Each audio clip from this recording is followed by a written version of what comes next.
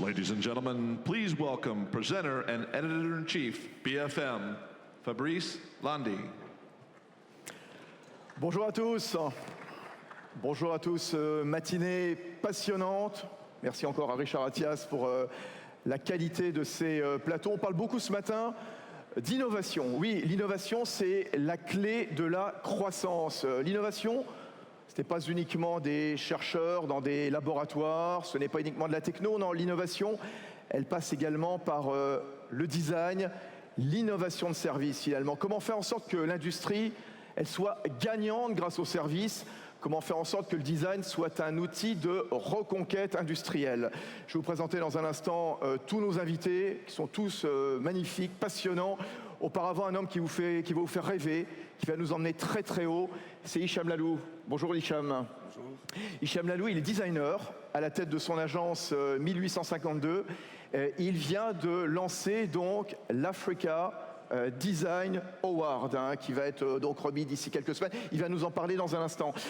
Hicham, si je cite Dyson, Apple, JC Decaux, on en a parlé tout à l'heure, on a eu la chance d'entendre Jean-Sébastien Decaux qui était formidable. Si je vous cite également Nespresso, Seb, derrière ces réussites industrielles, il y a un design performant, innovant. Je crois que désormais, on n'achète plus forcément un objet, on achète un usage, on achète un environnement, on achète une expérience. C'est ça, Hicham?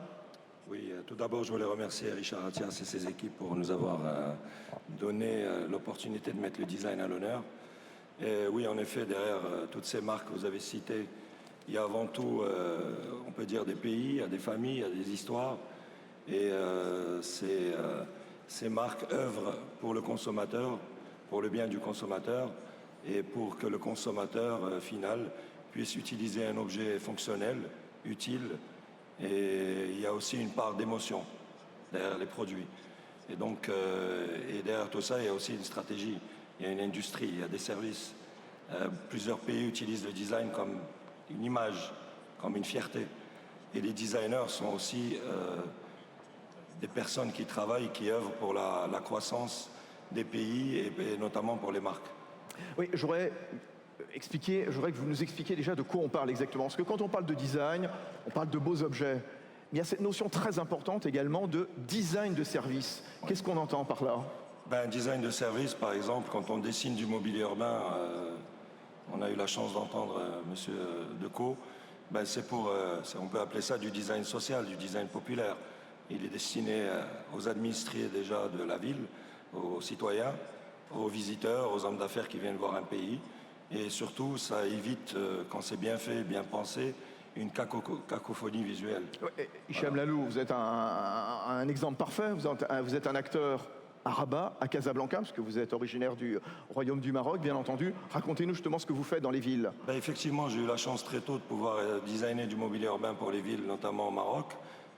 Des abribus pour la ville de Rabat, Casablanca et d'autres villes. En termes de design de service, j'ai pu travailler sur un projet assez important qui est tout le travail de système graphique, codification de pictogrammes et signalétique des autoroutes du Maroc. Donc c'est un travail qui a demandé 3 ans. Donc on est là vraiment dans une notion de design de service qui est utile et qui est destinée aux usagers, où il y a une norme et une codification, on ne peut pas faire du n'importe quoi. Et donc là aussi, le rôle du designer, c'est de s'adapter à, on peut dire, à une commande, au pouvoir public, parce que les autoroutes du Maroc, c'est des pouvoirs publics. Et donc le designer doit avoir un regard et avoir la capacité d'avoir une analyse stratégique et en même temps pragmatique pour répondre à une question d'une manière efficace. Et de plus en plus d'industriels, d'entreprises, qu'elles soient petites, moyennes ou grandes, maintenant intègrent cette notion donc de l'innovation, du design pour croître. Effectivement, aujourd'hui, les entreprises introduisent ça de plus en plus dans leur système de prise de décision managériale. C'est très important à l'heure où on parle de l'Afrique. L'Afrique doit penser à ça et intégrer ça dans son système de décision managériale, aussi bien dans les pouvoirs publics, dans le secteur privé, parce que le design, c'est de l'image, c'est de la cohérence, c'est du sens. Et quand on a des designers, c'est des ambassadeurs. A fortiori, un designer qui est reconnu africain à l'étranger, comme dans la musique, ou dans le théâtre ou le cinéma, ils peuvent être des réels ambassadeurs pour leur pays. On en parlera tout à l'heure avec trois d'entre eux justement qui vont nous raconter de très très belles histoires. Quel est le gain pour le continent africain justement d'intégrer cette notion de design? Prenons un exemple très concret, Hicham Lalou, l'hôtellerie par exemple. Un point très intéressant, merci pour la question. L'hôtellerie est très importante. Aujourd'hui, on va avoir un booming du développement du secteur hôtelier en Afrique. Les designers ont un rôle à jouer, les designers africains, j'entends bien, dans leur pays, sur leur continent. Il peut y avoir aussi des échanges et des synergies entre les designers pour pouvoir répondre à des projets importants.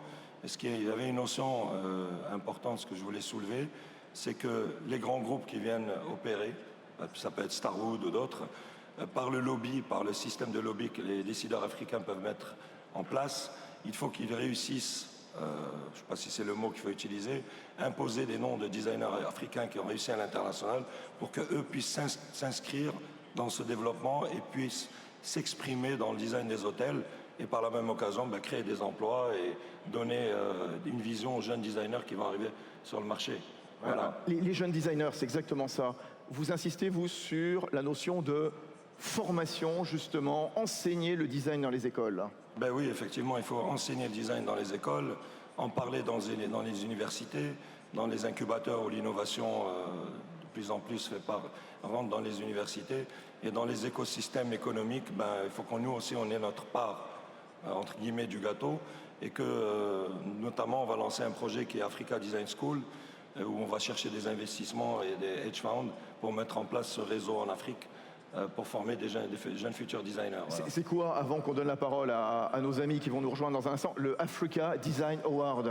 C'est une plateforme stratégique de réseau, de networking, où il y a des gens de plusieurs pays dans le monde qui ont accepté de rejoindre cette plateforme et remettre un prix, c'est reconnaître un domaine, faire prendre conscience que le domaine existe et qu'il y a des gens, des leaders dans le domaine et qu'aussi il y a des leaders à venir et qu'il peut y avoir aussi des collectivités locales, des industries, que ce soit dans l'agro-industrie, dans l'industrie pharmaceutique, dans les services, qui utilisent le design et qu'il faut leur remettre un award pour ce qu'ils font, dans l'écologie, dans plein de choses. Hicham Lalou, vous restez avec nous, bien entendu. On va faire monter les trois autres qui vont nous rejoindre.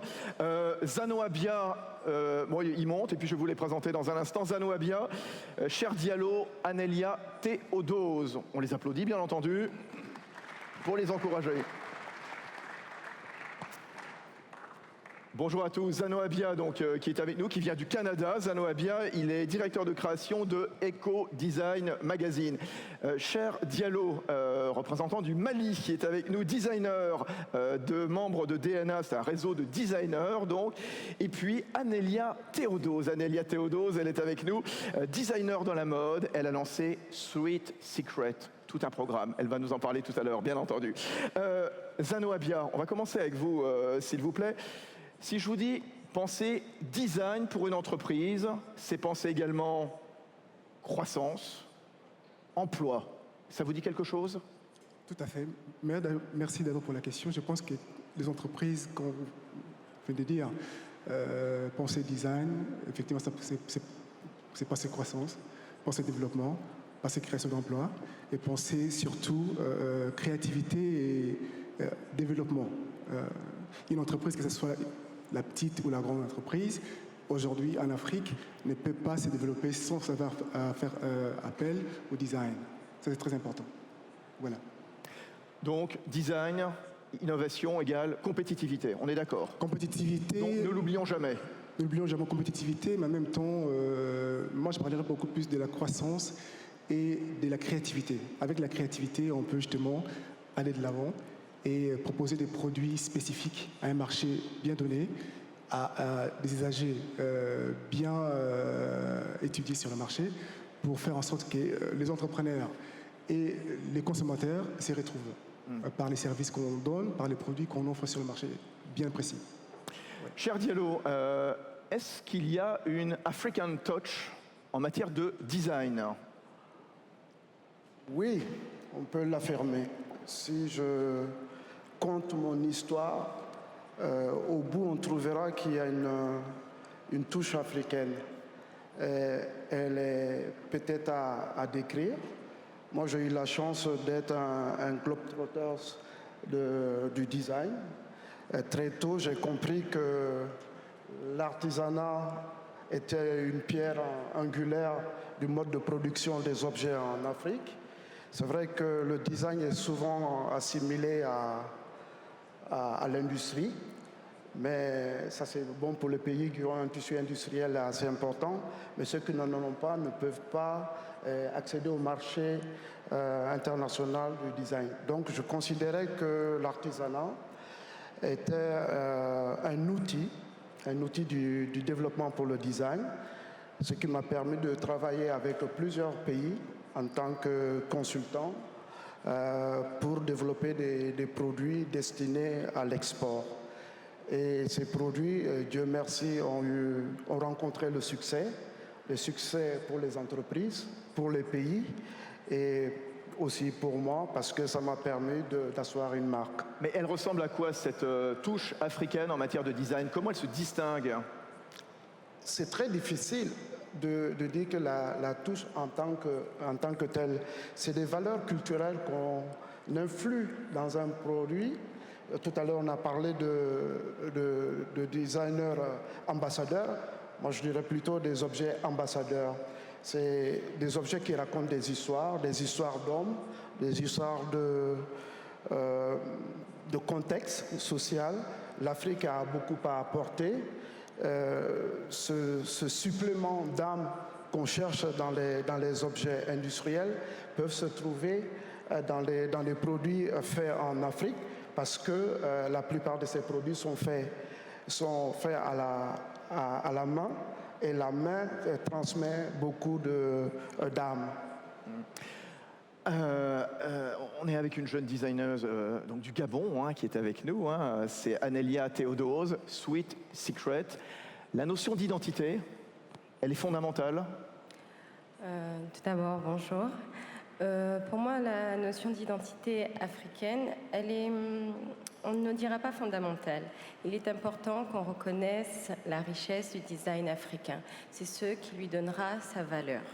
Mais il ne faut pas s'enfermer dans une identité africaine parce qu'aujourd'hui, nous sommes tous métissés. Donc, nous prenons nos inspirations de l'Occident, de l'Asie, de l'Afrique. Mais il est important de reconnaître qu'il y a des talents en Afrique. Anelia, racontez-nous un petit secret. C'est quoi Sweet Secret?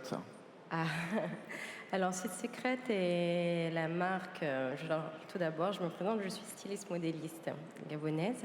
Et donc, j'ai lancé la marque Sweet Secret, qui était au départ une marque typiquement féminine. Voilà, ça fait maintenant 2 ans et demi. Je suis basée à Libreville. Voilà. Et maintenant, nous allons aussi sur le marché masculin et nous espérons développer une marque de prêt-à-porter qui se vendra dans toute l'Afrique, mais aussi à l'international. Pour l'instant, vous vendez uniquement sur le Gabon? Pardon? Vous vendez uniquement sur le Gabon pour l'instant? Non, pas uniquement sur le Gabon. Nous sommes aussi sur Paris et aux Antilles. C'est important, le prix qu'a lancé Hicham Lalou, cet Africa Design Award. Oui, pour moi, très important parce que, comme il disait, ce sera une plateforme, un moyen de reconnaissance et aussi de faire la promotion de nos talents. Hicham Lalou, avant qu'on prenne quelques questions dans la salle, l'innovation, le design, est-ce qu'il est suffisamment reconnu au sein des entreprises? Vous nous parliez tout à l'heure du management. Est-ce qu'il y a un responsable innovation qui siège, par exemple, dans les comités de direction, par exemple? Pas forcément. Par exemple, chez nous au Maroc, il y a quelques personnes qui prennent conscience de ça, mais on a plus tendance à avoir affaire à des directeurs marketing. On aurait besoin d'un directeur design management transversal. Et je voulais rebondir sur ce qu'a dit Cheikh Diallo. En venant d'un pays où l'artisanat est très très important, il représente quand même 20% du PIB. Il y a 2 millions d'artisans qui vivent de l'artisanat. C'est très important aussi de travailler. J'ai eu la chance, comme Cheikh Diallo, de travailler sur cette terre pendant 20 ans. Mais on souffre de cette... Nous, on a réussi à bâtir notre marque en tant que designer, mais c'est les gouvernants et même dans le secteur privé. Certaines marques ont réussi à émerger, à faire un très très bon travail à l'international, mais il y a encore beaucoup de travail dans ce secteur. Donc ça rejoint un peu votre question.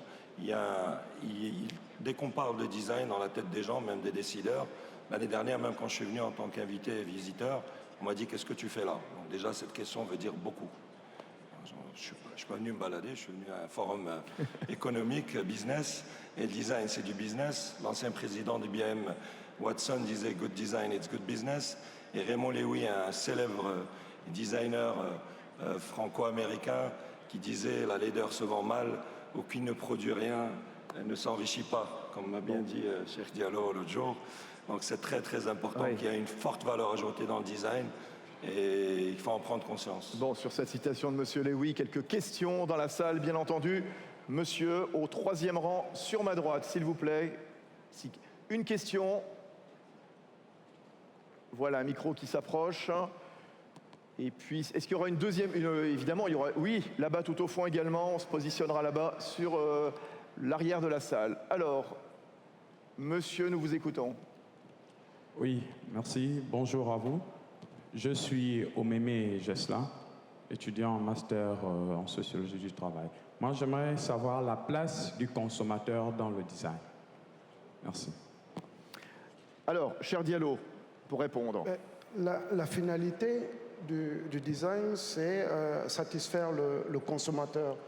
S'il n'y a pas satisfaction du consommateur, il n'y a pas, pour moi, du design.